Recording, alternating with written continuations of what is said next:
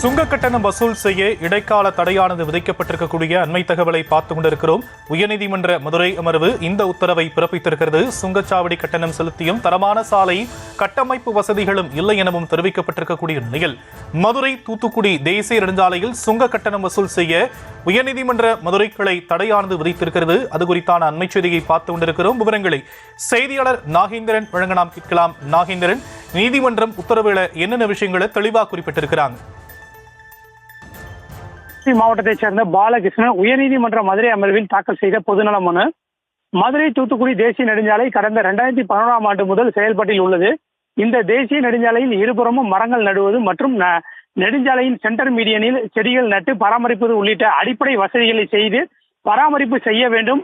ஆனால் தனியார் அந்த நிறுவனம் அதற்கான வசதிகளை செய்யப்படவில்லை.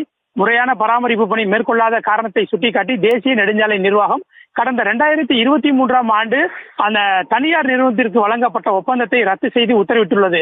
மேலும் சம்பந்தப்பட்ட தனியார் நிறுவனம் மதுரை தூத்துக்குடி தேசிய நெடுஞ்சாலை பராமரிக்க 563.83 கோடி ரூபாய் செலவு செய்திருக்க வேண்டும்.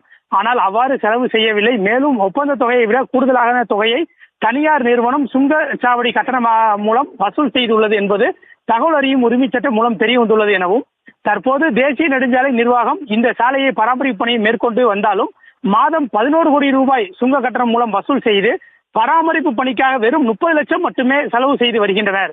இதனால் போதுமான சுங்க கட்டணம் செலுத்தியும் தரமான சாலை மற்றும் கட்டமைப்பு வசதிகள் இல்லாதால் வாகன ஓட்டிகள் மிகுந்த சிரமங்களை சந்தித்து வருவதாகவும், இந்த பணிகளை மேற்கொள்ளும் வரை 30% அந்த கட்டணங்களை மட்டும் வசூலிக்க உத்தரவு வேண்டும் என அந்த மனுவில் கூறியிருந்தார்.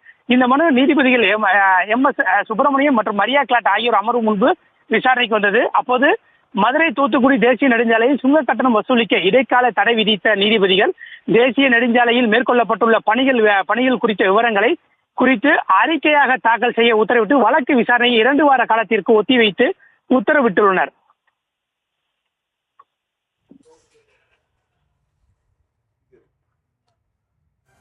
வழக்கு தொடர்பான மேலும் விவரங்களுக்கு நன்றி நாகேந்திரன்.